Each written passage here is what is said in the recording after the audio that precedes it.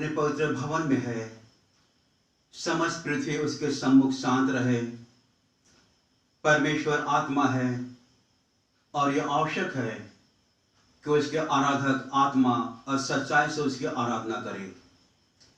आओ हम प्रभु का जय जयकार करें, अपने उद्धार की चट्टान का जय घोष करें, गुणगान करते हुए उसके सम्मुख आए, स्तुति गान गाते हुए उसका जय घोष करें।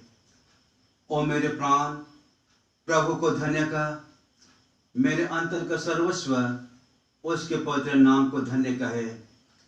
ओ मेरे प्राण प्रभु को धन्य कर और उसके उपकारों को ना भूल। जब तक प्रभु मिल सकता है उसको ढूंढ लो, जब तक वह समीप है उसको पुकार लो। दुर्जन मनुष्य अपने मार्ग को छोड़ दे, अधार्मिक व्यक्ति अपने बुरे विचारों को वह प्रभु को लौटे। जिससे प्रभु उस पर दया करे वह प्रभु के पास आए, क्योंकि प्रभु उससे पूर्णतः क्षमा करेगा। आमीन। पाप अंगीकार की प्रार्थना में हम शरीक होंगे। पेज नंबर 238, क्रमांक संख्या 5। परमेश्वर ने संसार से ऐसा प्रेम किया कि उसने अपना इकलौता पुत्र प्रभु यीशु ख्रीस्त दे दिया कि हमें पापों से बचाए, स्वर्ग में हमारी निवेदन करता हो और हमें शाश्वत जीवन में पहुंचाए। इसलिए हम पश्चाताप और विश्वास के साथ अपने पापों का अंगीकार करें। हम परमेश्वर की आज्ञाओं का पालन करने का और सब मनुष्यों के साथ मेल मिलाप और प्रेम से रहने का दृढ़ निश्चय करें। क्रम संख्या 6 की प्रार्थना में एक साथ कहें।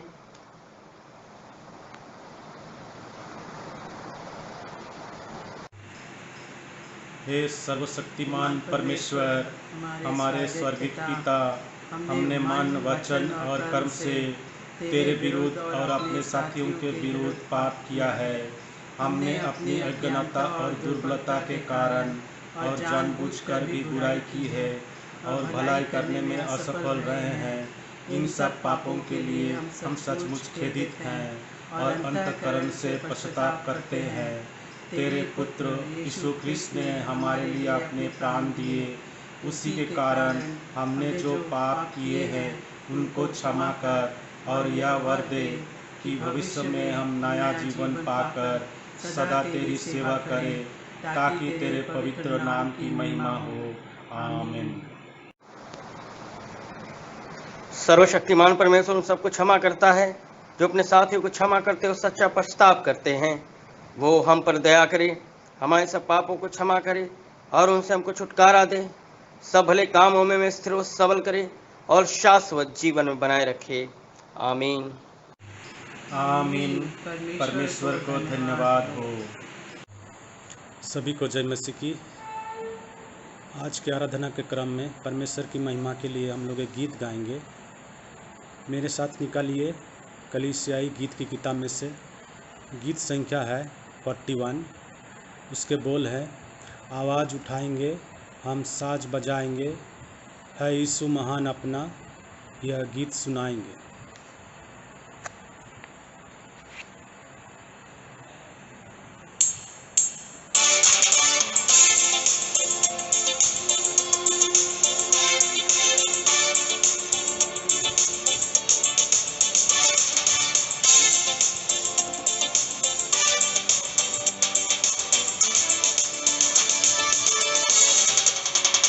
आवाज उठाएंगे हम साज बजाएंगे, है यीशु महान अपना, ये गीत सुनाएंगे। आवाज उठाएंगे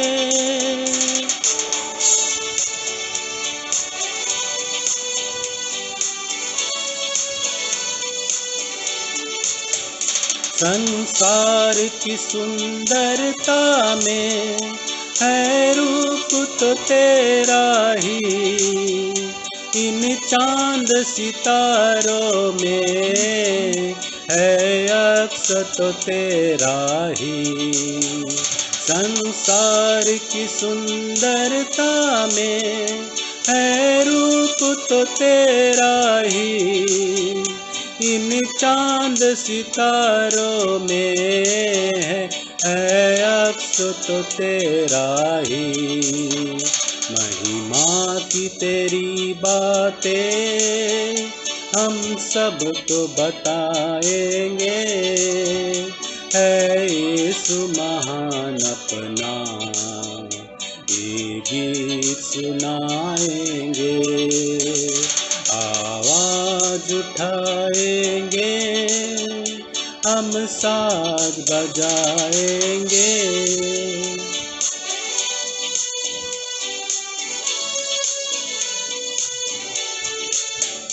दिल तेरा खजाना है, एक पाक मोहब्बत का, था पा न सका कोई, सागर है तोलफत का।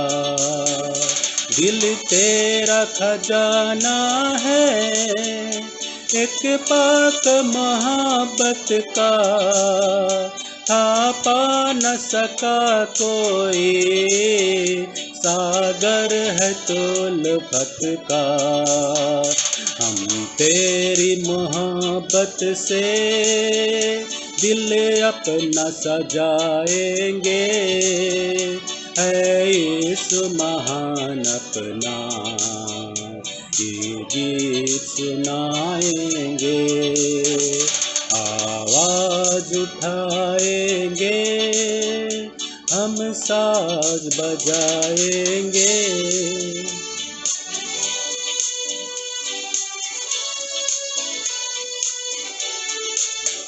ना देख सका हमको तू पाप के सागर में, और बन के मनुष्य आया आकाश से सागर में।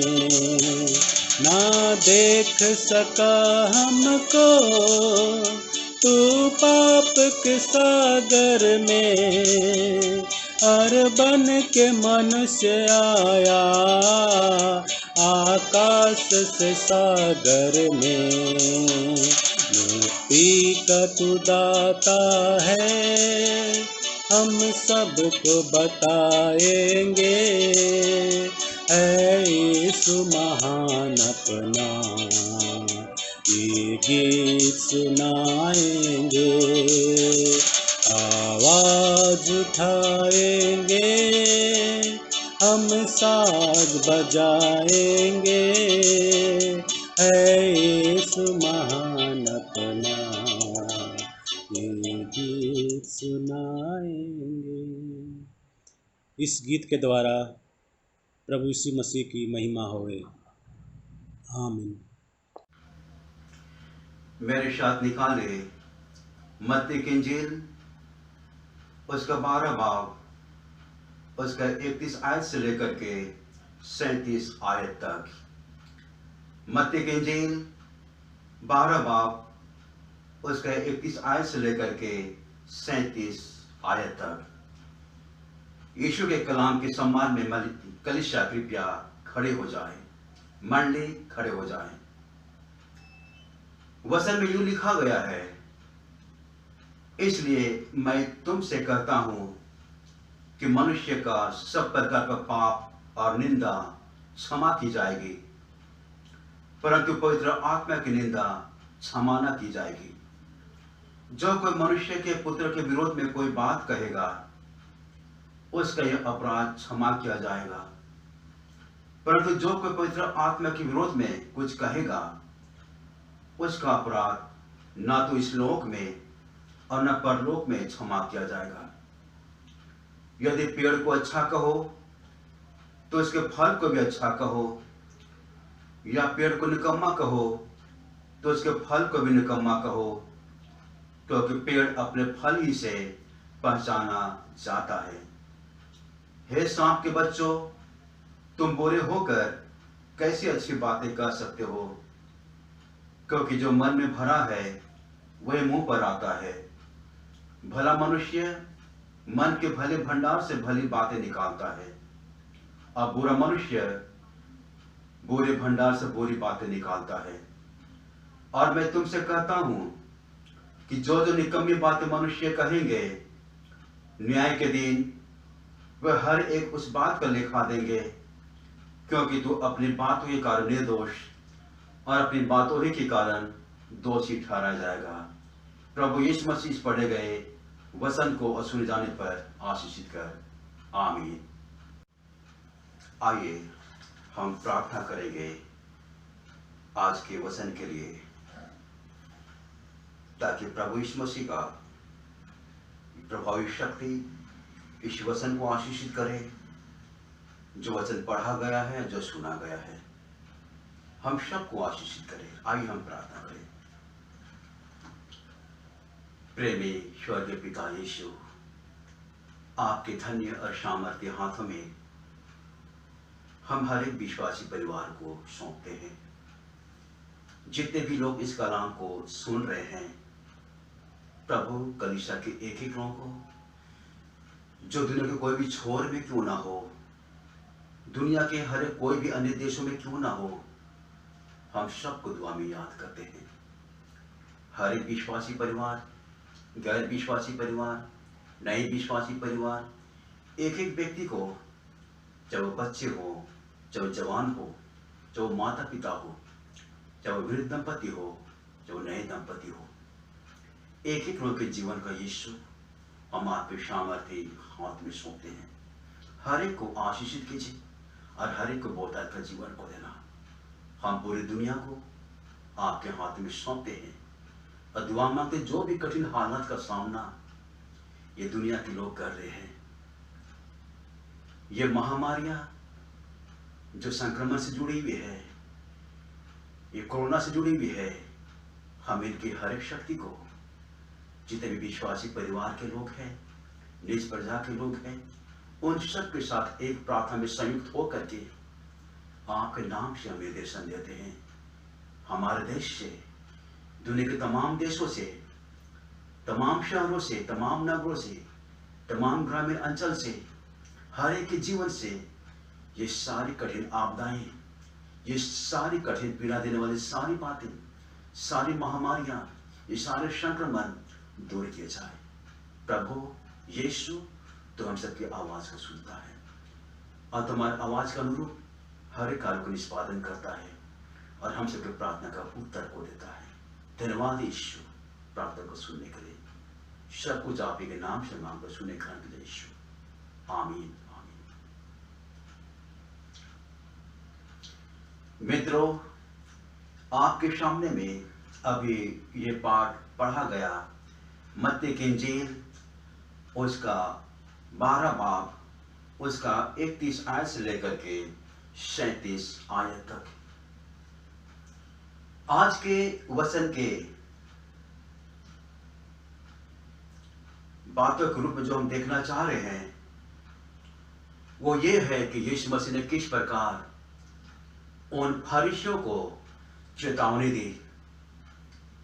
यीशु ने उन्हें एक गंभीर चेतावनी दी कि उनके वचन जो उनके हृदय में से निकलती है बाहर, बुराई के साथ निकलती है, वे उनके दोषारोपण को सिद्ध करती है। प्यारो, आज के वचन में यही बात हमें बार बार इस बात से बोध कराती है कि किस प्रकार यीशु ने अपने वचन के द्वारा से एक गंभीर चेतावनी दी है उन लोगों को जो यीशु मसीह के नाम का ठट्ठा उड़ाते हैं, जो यीशु मसीह के नाम को अपशब्दों में उड़ाते हैं। और यीशु मसीह ने ऐसे लोगों को गंभीर चेतावनी दी है। उन्हें चेतावनी दी कि उनके वचन उनके हृदय में मौजूद बुराई का प्रमाण देते हैं कि उनके मन में जो भी बातें हैं, जो भी उनके हृदय में विचारे हैं, वे बुराई का प्रामाणिकता के साथ है। और हम देखते पवित्र आत्मा के विरुद्ध पाप बोलने का कोई मामला नहीं है।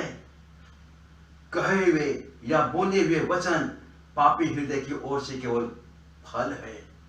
जैसे कि आज के वचन में यीशु मसीह ने कहा है, यदि हृदय भलाई का भंडार है तो भली इच्छा को हमारे होठों के जरिए बाहर निकलनी चाहिए, बाहर आनी चाहिए और दूसरों की भलाई करनी चाहिए। लेकिन अगर हमारा हृदय या किसी का भी हृदय बुराई का भंडार है तो बुराई होठों से छलकेगी और कहने वाले व्यक्ति एवं सुनने वाले व्यक्ति दोनों को नुकसान पहुंचाएगी। इसलिए यीशु मसीह ने साफ साफ कहा, इसलिए मैं तुमसे कहता हूं कि मनुष्य का सब प्रकार का पाप और निंदा क्षमा की जाएगी, परंतु पवित्र आत्मा की निंदा क्षमा नहीं की जाएगी। हाँ प्यारो, यीशु मसीह ने इसी बात को जोर देकर कहा। लेकिन आज हम जानना चाहेंगे कि पवित्र आत्मा के विरुद्ध यह भयंकर पाप क्या है। क्या आज यह पाप किया जा सकता है? और यदि किया जा सकता है तो कैसे? हमारे प्रभु यीशु मसीह ने कहा है कि परमेश्वर पुत्र के विरुद्ध कहे गए वचन को क्षमा किया जाएगा। तो क्या हमारा प्रभु, हमारा परमेश्वर जीवित परमेश्वर है, वह अनुग्रहकारी है, वह दयालु है, वह विलंब से क्रोध करने वाला यीशु है। लेकिन दूसरी ओर यीशु मसीह ने साफ साफ कहा कि परमेश्वर पुत्र के विरुद्ध कहे गए वचन को क्षमा करेगा, लेकिन पवित्र आत्मा के विरुद्ध कहे गए वचन को हरगिज क्षमा नहीं करेगा, हरगिज माफ नहीं करेगा। क्या इसका अर्थ यह है कि पवित्र आत्मा परमेश्वर के पुत्र यीशु मसीह से अधिक महत्वपूर्ण है? यीशु मसीह इसी बात को हम और आपसे, पूरी दुनिया के लोगों से बताना चाह रहा है प्यारो। क्या इसका मतलब यही हुआ? क्या इसका तात्पर्य यही है कि पवित्र आत्मा परमेश्वर के पुत्र यीशु मसीह से अधिक महत्वपूर्ण है, अधिक बलशाली है? बिल्कुल नहीं, बिल्कुल नहीं प्यारो। प्राय हम लोगों की निंदा में परमेश्वर अथवा यीशु मसीह के नाम का उपयोग करते हैं या सुनते हैं, परंतु पवित्र आत्मा का नाम बहुत कम हम सुनते हैं, बहुत कम सुनते हैं। और यही बातें हैं जिसके बारे में यीशु मसीह हम और आपसे कहना चाह रहे हैं आज के वचन के द्वारा से प्यारो। लेकिन यह कैसे हो सकता है कि परमेश्वर अपने पुत्र के विरुद्ध में कहे गए वचन को क्षमा करे और इसके बावजूद पवित्र आत्मा के विरुद्ध कहे गए वचन को क्षमा ना करे? यह कैसे हो सकता है और यह क्यों कर हो सकता है? मित्रों, यह प्रकट होता है, इस बात से जाहिर होता है कि यह स्थिति केवल उस समय थी जब यीशु मसीह पृथ्वी पर अपनी सेवकाई के दौरान सेवा कर रहा था, परमेश्वर के द्वारा निर्धारित मिशन के जरिए। और लिखा है किस प्रकार यीशु मसीह ने इस बात को कहा। यीशु किसी दूसरे यहूदी व्यक्ति के समान नहीं था, किसी अन्य व्यक्ति के समान नहीं था। जब यीशु मसीह पृथ्वी पर था तब उसका विरोध बात करने को क्षमा किया जा सकता था। हाँ प्यारो, जब यीशु मसीह संसार में था, हम इसके विरुद्ध जितना भी हम पाप करें, बुराई करें, निंदा करें, यीशु मसीह क्षमाशील है, यीशु मसीह क्षमा करता है।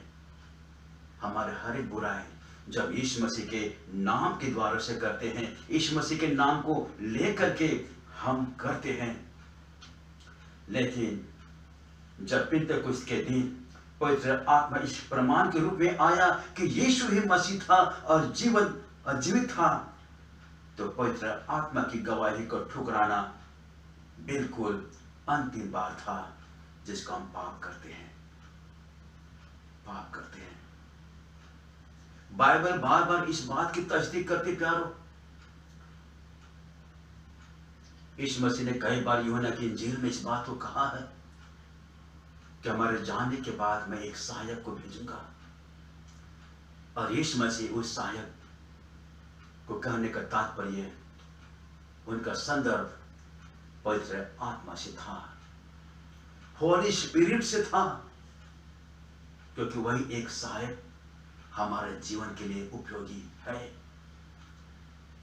जो परमेश्वर की ओर से कार्य करता है, यीशु मसीह की ओर से कार्य करता है। और यीशु मसीह ने इसी बात के लिए कहा,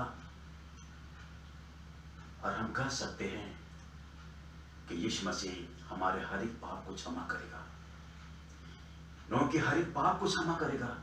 लेकिन यदि हम पवित्र आत्मा के खिलाफ में कोई बुराई करते हैं, कोई पाप करते हैं, तो यीशु मसीह हरगिज़ पवित्र आत्मा के उस पाप को जो हम करते हैं, उसके खिलाफ में बातें करते हैं या निंदा करते हैं, यीशु मसीह हरगिज़ क्षमा नहीं करेगा। क्योंकि जब यीशु मसीह के शिष्यों के बीच में पिंतकुस्त के दिन में पवित्र आत्मा की शक्ति यीशु मसीह के शिष्यों पर हावी हुई, गालिब हुई, तो हम पाते हैं किस प्रकार पवित्र आत्मा उनके लिए एक गवाही का प्रमाण था कि यीशु मसीह जीवित है, यीशु मसीह सच्चा है, और यीशु ही मसीह था जिस पर हमें विश्वास करने की आवश्यकता है प्यारो। और यही जब भी अगर हम इसके विरुद्ध पाप करते हैं, तो ही हमारा आखिरी बार, यानी इस गवाही को ठुकराना ही हमारा अंतिम बार हमारा पाप होता है। क्योंकि पवित्र आत्मा यीशु मसीह की गवाही देता है कि यीशु ही मसीह था और वह जीवित है। आज भी पूरी दुनिया के प्रभु सत्ता उनके कांधों पर है। पवित्र आत्मा आज भी यीशु मसीह के लिए गवाही को देता है। लेकिन अगर हम उसी गवाही को ठुकराते हैं, मनन नहीं करते हैं, तो यह ठुकराना ही हमारे सबसे अंतिम बार हमारे पाप होती है, हमारे पाप होती है। इसका परिणाम यही होता है कि केवल दंड अर्थात दोषी ठहराए जा चुके हैं। हम कोई भी हो, चाहे हम हो, चाहे आप हो, दुनिया का कोई भी व्यक्ति हो, अगर हम पवित्र आत्मा के विरोध में पाप करते हैं, इस मसीह की गवाही को ठुकराते हैं जो पवित्र आत्मा इस मसीह के पक्ष में देता है, तो हम अपने ऊपर दोष को लाते हैं, दोषारोपण को लाते हैं, और ये पाप जो हम कर बैठते हैं अनजाने में, हम उसके भागीदार स्वयं बन जाते हैं। और हमारे ये पाप जो है किसी भी तौर से क्षमा नहीं किया जा सकता है, न इस युग में न आने वाले युग में। प्यारो, वचन बार बार इस बात की तस्दीक करता है, जब यूहन्ना बपतिस्मा देने वाले को धार्मिक अगुओं ने ठुकरा दिया था, जैसा कि हम यूहन्ना की इंजील में पाते हैं किस प्रकार धार्मिक अगुओं का उन्होंने यूहन्ना को ठुकराया था, तो यह मान के चलिए कि वे यूहन्ना को ठुकरा नहीं रहे थे, बल्कि वे परमेश्वर को ठुकरा रहे थे जिन्होंने यूहन्ना को भेजा था। लेकिन जब उन्होंने यीशु को ठुकराया, वचन में हम पढ़ते हैं, जब उन्होंने यीशु को ठुकराया, तब लोग परमेश्वर पुत्र को ठुकरा रहे थे। लेकिन जब उन्होंने प्रेरित, जब पेंतिकुस्त के दिनों में जब यीशु मसीह की प्रचार को फैला रहे थे, जब उन्होंने शिष्यों की यानी प्रेरितों की उन्हें ठुकराना शुरू किया, तब ये मान के चले कि उन्होंने पवित्र आत्मा को ठुकराना शुरू कर दिया। पवित्र आत्मा को ठुकराना शुरू कर दिया। उन्होंने पवित्र आत्मा की सेवकाई को ठुकराना शुरू कर दिया। यही वो 3 सत्य है प्यारो, यही 3 सत्य बातें हैं। जब यूहन्ना को उन्होंने ठुकराया, उन्होंने यूहन्ना को नहीं बल्कि जीवित पिता परमेश्वर को ठुकराया, जिन्होंने यूहन्ना को पूरी दुनिया में भेजा। और जब उन्होंने यीशु मसीह को ठुकराया, तब उन्होंने यीशु को नहीं बल्कि पिता पुत्र को ठुकराया। और जब उन्होंने पेंतेकोस्त के दिन के बाद से पूरे शिष्यों को उन्हें ठुकराना शुरू किया, तब उन्होंने पवित्र आत्मा की गवाही को ठुकराना शुरू किया, क्योंकि पवित्र आत्मा ही है जो शिष्यों के जबान से बोलता है, यीशु मसीह गवाही के रूप में। हाँ प्यारो, ऐसी अस्वीकृति को क्षमा नहीं किया जा सकता है जब भी हम पवित्र आत्मा की शामत को ठुकराते अपने अपने मुंह के द्वार से, क्योंकि हम पाप पर पाप एक तरफ से करते जा रहे हैं। पद 36 में लिखा गया है, निकम्मी बातें या निरर्थक बातें। 36 अध्याय में जो लिखा गया है, और मैं तुमसे कहता हूं कि जो निकम्मी बातें मनुष्य कहेंगे न्याय के दिन, वे हर एक उस बात का लेखा देंगे। ये निकम्मी बातें क्या है? ये निरर्थक बातें क्या हो सकती है? ये वाक्यांश का अर्थ है प्यारो, ऐसे वचन जिनसे कुछ प्राप्त नहीं किया जा सकता है, ऐसी बातें जिनसे कुछ हासिल हम आप नहीं कर सकते हैं। अगर परमेश्वर हमारी छोटी बात का न्याय करने वाला है, तो वह जानबूझकर कहे गए हमारे वचन के लिए हमें कितना अधिक दोषी ठहराएगा। हम असुरक्षित क्षणों में अपने वार्तालाप के द्वारा अपने यथार्थ चरित्र को प्रकट करते हैं। क्या आज कोई अक्षम्य पाप है प्यारो? हाँ, यीशु मसीह को आखिरी बार पूरी तरह ठुकराना। जब यीशु मसीह को सबसे आखिरी बार ठुकराना शुरू कर देते हैं, तो वो भी एक अक्षम्य पाप होता है। यीशु ने स्पष्ट किया था कि सभी पाप क्षमा किए जा सकते हैं, जैसा कि आज के पद में 31वां पद में लिखा गया है। अगर आप मेरे साथ निकालें मरकुस की इंजील 7 अध्याय उनका 20 से लेकर के 23 पद में, मरकुस की इंजील 7 अध्याय उनका 20 से लेकर के 23 पद में लिखा है, फिर उसने कहा, जो मनुष्य में से निकलता है वही मनुष्य को अशुद्ध करता है, क्योंकि भीतर से अर्थात मनुष्य के मन से बुरे बुरे विचार, व्यभिचार, चोरी, हत्या, पस्ती, घमंड, लोभ, दुष्टता, छल, लुचपन, कुदृष्टि, निंदा, अभिमान और मूर्खता निकलती है। ये सब बुरी बातें भीतर ही से निकलती है और मनुष्य को अशुद्ध करती है। हाँ प्यारो, पद 31वां पद के अनुसार यही सब पाप है जो मनुष्य के मन के भीतर से निकलती है। मनुष्य के मन के भीतर से निकलती है। व्यभिचार है, हत्या है, निंदा है और दूसरे सभी अन्य पाप क्षमा किए जा सकते हैं, वे अक्षम्य नहीं है। क्षमा किए जा सकते हैं लेकिन वे अक्षम्य नहीं है। लेकिन परमेश्वर अपने पुत्र के ठुकराए जाने को क्षमा नहीं कर सकता है। हाँ प्यारो, ये अक्षम्य नहीं है। और वह पवित्र आत्मा ही है जो यीशु मसीह के लिए गवाही देता है तथा जो भटके हुए पापी को उसके पाप का इनकार करने के लिए तैयार करता है। यह पवित्र आत्मा ही एक ऐसी शक्ति है जो यीशु मसीह के महानता के बारे में गवाही देती है। लेकिन इसके बावजूद भी अगर हम अपने मन से बुराई करते हैं, पवित्र आत्मा के खिलाफ में कुछ बातें करते हैं, निंदा के रूप में, बुराई के रूप में, तो हम पाप पर पाप करते जाते हैं। मित्रों, सही में वास्तव में प्रभु यीशु मसीह ने इस अध्याय के द्वारा से हम और आपको एक गंभीर चेतावनी दे रखी है कि हमारे मन से कोई भी ऐसी बातें ना निकले जिससे हमारे यीशु को तकलीफ पहुंचे। हमारे मन से, हमारे हृदय से कोई भी ऐसी बातें नहीं निकले।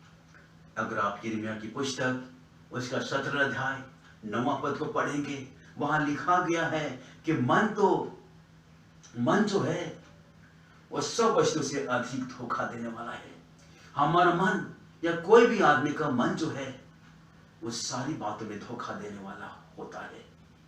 हमारे मन में एक असाध्य सा रोग लगा हुआ है जो लाइलाज होता है, जिसका कोई इलाज नहीं है। इसीलिए यिर्मयाह की पुस्तक 17 अध्याय उनका 9 पद में यिर्मयाह नबी साफ साफ करता है कि मन सारी बातों में धोखा देने वाला होता है। हाँ प्यारो, हमारा मन जो है वो सारी बातों में धोखा देने वाला होता है, उनमें असाध्य सा रोग लगा हुआ है, जिनका कोई इलाज नहीं होता है। कोई व्यक्ति, चाहे हम हो चाहे आप हो, मन का भेद को कोई भी हासिल नहीं कर सकता, कोई भी उसका भेद को समझ नहीं सकता। इसलिए जरूरी है, जैसे कि नीति वचन का लिखने वाला सुलेमान बादशाह नीति वचन की पुस्तक उसका 4 अध्याय उसका 23 पद में साफ साफ कहता है कि सबसे अधिक अपने मन की रक्षा कीजिए। नीति वचन के पुस्तक में सुलेमान बादशाह हमारे आप को आगाह करता है, उसका 4 अध्याय उसका 23 पद में, कि सबसे अधिक अपने मन की रक्षा कर। हाँ प्यारो, हमें चाहिए कि हमारा ये प्राथमिकता इसी बात में होनी चाहिए कि हम अपने मन की रक्षा करें। सुलेमान इसी बात को कहता है, हम आपके लिए, सबके लिए कहता है कि हमें चाहिए कि हम अपने मन की रक्षा करें, क्योंकि जीवन का स्रोत यही है। जीवन का स्रोत हमारा मन है, हमारा मन है। इसलिए जरूरी है कि हम अपने मन की रक्षा करें। कहीं ऐसा ना हो कि हमारे मन में कोई ऐसा असाध्य सा रोग लग जाए जो ला इलाज हो, जिसका कोई इलाज ना हो। जरूरी है प्यारो कि हम और आपको अपने मन की हिफाजत करनी है, मन की रक्षा करनी है, क्योंकि सुलेमान बादशाह के अनुसार जीवन का स्रोत हमारा मन ही है। प्रभु यीशु मसीह आज के इस वचन को आशीषित करे। आमीन। प्रभु यीशु मसीह के महिमा में यह गीत है जो इस मोटी गीतावली में से लिया गया है, गीत संख्या 459 459। गीत का बोल है, जिंदगी मेरी बदल गई जब से मसीह को पाया है, खिल गई है कलियां नई, यीशु बहारे लाया है। जिंदगी मेरी बदल गई जब से मसीह को पाया है, खिल गई है कलियां नई, यीशु बहार लाया है। जिंदगी मेरी बदल गई जब से मसीह को पाया है, खिल गई है कलियां नई, यीशु बहार लाया है। जीवन है क्या पल ही 2 पल का, किसने है जाना होगा क्या कल का। जीवन है क्या पल ही 2 पल का, किसने जाना होगा क्या कल का। घड़ियां सुनहरी फिर ना लौटेगी, घड़ियां सुनहरी फिर ना लौटेगी, मुक्ति और जीवन वो लाया है। जिंदगी मेरी बदल गई जब से मसीह को पाया है, खिल गई है कलियां नई, यीशु बहार लाया है। मार में हमारी वो दर्शक रहेगा, कदम डगमगाए हाथ वो थामेगा। मार्ग में हमारे वो दर्शक रहेगा, कदम डगमगाए हाथ वो थामेगा। भटके हुओं को राह दिखाए, भटके हुओं को राह दिखाए, इस धरती पर वो आया है। जिंदगी मेरी बदल गई जब से मसीह को पाया है। खिल गई है कलियां नई, यीशु बाहर लाया है। जीवन की रोटी और अमृत जल को कैसी भरपूरी से देता वो हमको। जीवन की रोटी और अमृत जल को कैसी भरपूरी से देता वो हमको। लहू बहाकर पाप हमारा, लहू बहाकर पाप हमारा प्यारे प्रभु ने उठाया है। जिंदगी मेरी बदल गई जब से मसीह को पाया है। खिल गई है कलियां नई, यीशु बाहर लाया है। जिंदगी मेरी बदल गई जब से मसीह को पाया है। खिल गई है कलियां नई, यीशु बाहर लाया है। प्रभु यीशु मसीह की महिमा हो, आमीन। अभी एक सादरी गीत गाएंगे। गीत का बोल है, आकाश हिली तो हिली, पहाड़ टली तो टली।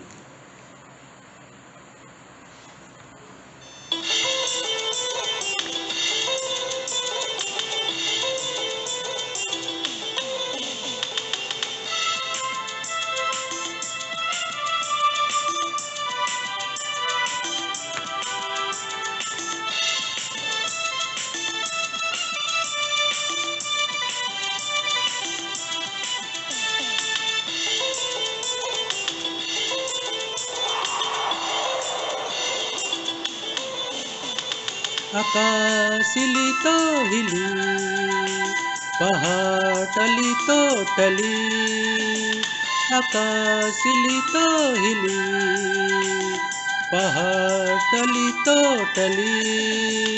ईश्वर के कहल वचन, बाइबिल में लिखल वचन कभी न टली। आकाश हिली तो हिली, पहाड़ टली तो टली।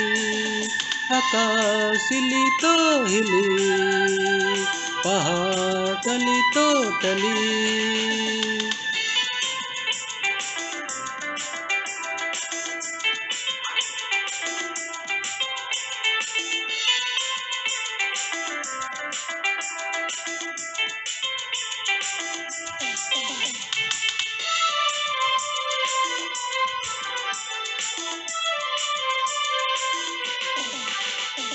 एक दिन तो ये सुंदर काया माटी में मिल जाई रे।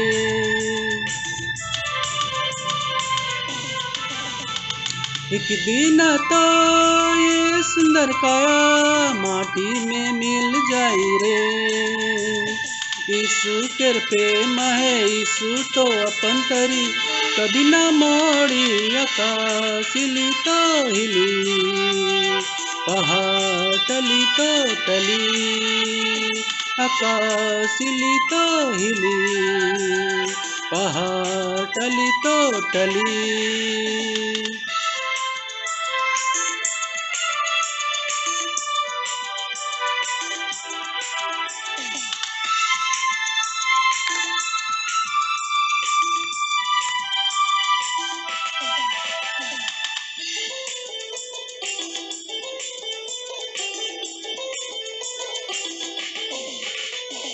बालू में ना घर बनावा, आंधी में गिर जाई रे।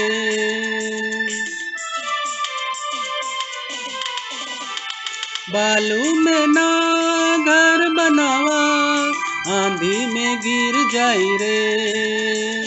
ईश्वर के वचन में जे घर बनाए, कभी न गिरी आकाश हिली तो हिली, पहाड़ टली तो टली, आकाश हिली तो हिली, पहाड़ टली तो टली, आकाश हिली तो हिली, पहाड़ टली तो टली, आकाश हिली तो हिली, पहाड़ टली तो टली।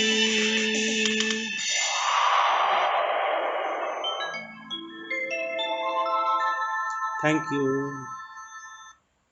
ये हम सब प्रभु की प्रार्थना बोलेंगे, एक साथ खड़े होकर के बोलेंगे प्रभु की प्रार्थना। हे हमारे पिता, तू जो स्वर्ग में है, तेरा नाम पवित्र माना जाए, तेरा राज्य आए, तेरी इच्छा जैसे स्वर्ग में पूरी होती है वैसे पृथ्वी पर भी हो।